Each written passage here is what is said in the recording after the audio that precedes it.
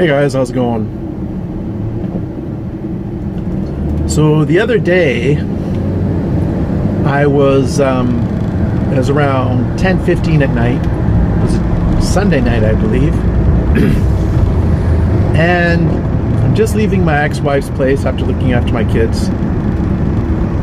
And I'm gonna park in one of the places I park maybe once a week, once every 2 weeks. And in order to do so, I gotta take a left, and I go onto this sort of city highway, and the speed limit is 70 kilometers an hour. So I take a left because I hate to spending money on gas unnecessarily. When I accelerate, I don't just gun it until I get to the speed I want to get to. I slowly make my way there. I don't know if it helps or not, but it makes me feel better. So I accelerated slowly, and I just turned the corner. I'm after about, I don't know, 5, 10, 15 seconds, I'm at 40 kilometers an hour. Probably not 15 seconds, probably about 10. I'm at 40 kilometers an hour, and we're in a 70 zone. And I noticed there's this car behind me with only his, I don't know if you call those parking lights on, and no headlights. And what is that guy driving around without his lights on for? And about 2 seconds later, woo, cop car is pulling me over. So he pulled me over, and he is a very nice person. He's an Asian fella, RCMP. And he said, "You're going awfully slow back there." And I didn't really think to say, well, I had just turned left, and I wasn't bearing along, because I wasn't just like on a straightaway going 40 in a 70 zone. I was going 40 after taking a left-hand turn. So I just said, yeah, well, I'm in this big van and I'm trying to save a bit of gas money. I don't want to accelerate too fast. And he said, oh, okay. And then he said, I thought you might have been something might have happened where you fell asleep or something like that. And then and I had my license and registration ready. And he goes, is that your license? I said, yeah. And he goes, well, can I see it? And so I gave it to him. And then they asked me my name after looking at my license, and then he did the same thing with my registration. And then he said, where are you coming from? I told him, and he goes, where are you going? Bump, bump, bump. Now what do you do? Oh, I'm just gonna go sleep on the street in my van. And he was a really nice guy. I mean, I gotta say, every interaction I've had with the police, I've never had a complete, pardon my French, asshole. I know they're out there, and I've seen them before with dealing with people and stuff, but I've never actually had a personal interaction where the cop turned out to be a total jerk. That's not to say that they aren't out there, because they definitely are. So the question comes up, how do you deal with police? Now, if the guy would have pressed me further and said, what's your address, blah, blah, blah, I would have just told him the truth. I would have said 100% the truth. I'm recently divorced. Child support payments are high, so I'm living in a van to help make my child support payments. And I'm going to find a quiet place to park away from residential neighborhoods. And that's 100% the truth. And that's, to me, kind of the best way to do it, because what's the point of lying? As soon as you start lying to a cop, the first thing they're going to do is be more suspicious, and then they're going to wonder if you have something to hide, because you're kind of telling them you do have something to hide if you're lying. So my first rule of thumb regarding dealing with police, don't lie. Second rule of thumb, always be respectful and polite. It's hard for me not to get nervous, because they make me nervous. I mean, they have so much power. They could take away my van. They could even arrest me if they wanted to. Not that I have anything to be arrested for, but it could get to that level. So the question comes up, is like, Well, how do you deal with these police officers? I just try to be respectful as possible and tell the truth. Now, there are situations where they can be jerks, and then what do you do? Now, if you do have something to hide, that could be a problem for you. And I can't really talk to that. If you got drugs in your van, or you're drinking or something, then I can't talk to that because I don't live my life that way, and I have no experience in those matters. So I'm not the person to ask. This guy's walking in the middle of the road, green light, hello. But that's one of the reasons I like to live a clean lifestyle. No alcohol, no drugs, no problems. I got nothing to hide.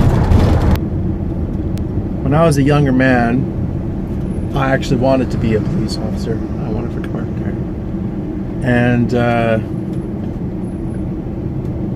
I went into a local college, and I got a diploma of associate in criminology. And can I park there? Let's see, 2 hours. Ooh, that's my spot. Now if I can get it. Probably not. I'm going to give it a try. I got a diploma of associate in criminology, and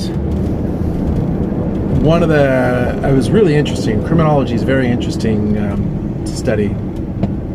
Why people commit crime, socially, psychologically. Very interesting material. And one of the courses I took, I should say, when I say I wanted to be a police officer, what I actually wanted to do was I wanted to train police dogs. I was like 21 years old, and I wanted to train police dogs. And but I found out you have to be a regular beat cop, at least back then in British Columbia, for 7 years first.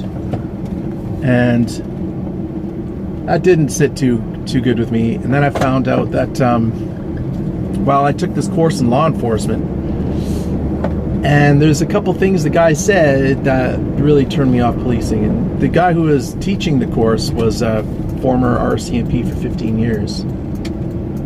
And that guy just stole my spot. Watch this.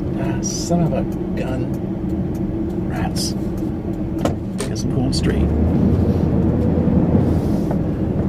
He said, if you're going to take out your gun, you got to be willing to use it. And if you're willing to use your gun, there's only one. You're not taking out your gun to shoot someone in the foot. You take your gun out and you aim at their chest and you squeeze the trigger. And he says basically your goal is to stop them permanently. So you better make sure that if you're going to take out your gun, you should be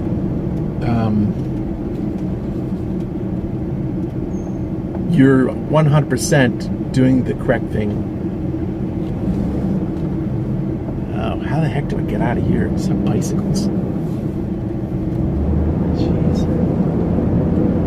So that was a major head-scratching moment for me, because I'm a non-violent person. I don't want to shoot anybody. I don't want to hurt anybody. Second thing that came up was he said that being a police officer, it's kind of common sense, really. You have to be willing to get violent at the drop of a hat. So essentially, I made up my mind that I didn't want to be a police officer. And then I looked into becoming a social worker. And then I looked into becoming a parole officer. And I went through various different career options until I found the one that I'm doing now. One of the things that stuck in my mind, this police officer said, I was teaching this course, well, former police officer, I guess. I was teaching the course.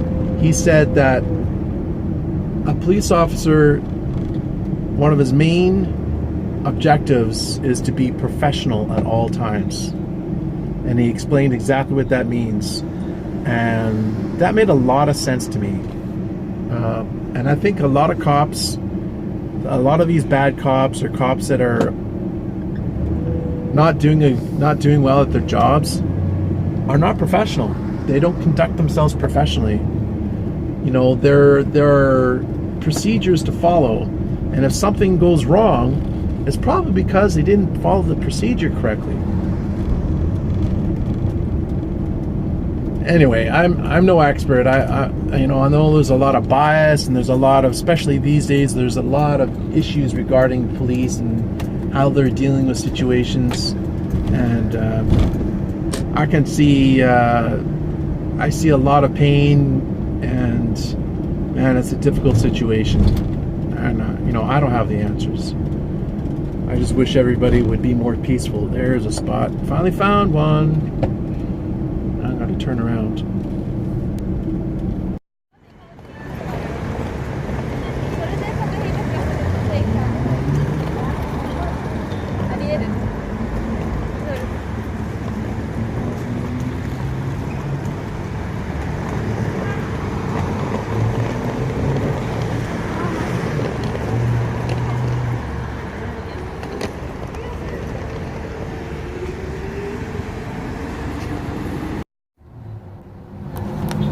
So yeah, regarding the respect thing with police officers, you know, you give a little, you get a little. That's the kind of way I look at it. If you're respectful to a police officer, he's much more likely to treat you professionally. If you've got to somehow have a need to be mouthy and disagreeable, well, it's probably not going to go as well for you. You know, there's that old saying, you attract more flies with honey than you do with vinegar. And that means a little sweetness can get you a long way. If you're going to be all piss and vinegar, then what are you going to get? So someone might say, well, what do you do if you're in your van at night and a cop knocks on your door? Well, for me, I'd go out there and talk to him and just be honest. Now, where I live in Vancouver, the cops are pretty, there's more of a lenient attitude towards van dwelling. Now, it's technically illegal, but I think as long as you just be truthful and honest, I don't think you're going to have a lot of problems. Now, if you're in another area of the United States or something where it's illegal, then no, I wouldn't answer the door, because then they could possibly arrest you, worst case scenario. Here, they wouldn't, I highly doubt they'd arrest you unless they had due cause. So, not really too worried about it. So anyway, that's how I treat encounters with the police. Be polite and respectful, and be honest. And if you got nothing to hide, you have nothing to worry about. Anyways, guys, thanks for watching.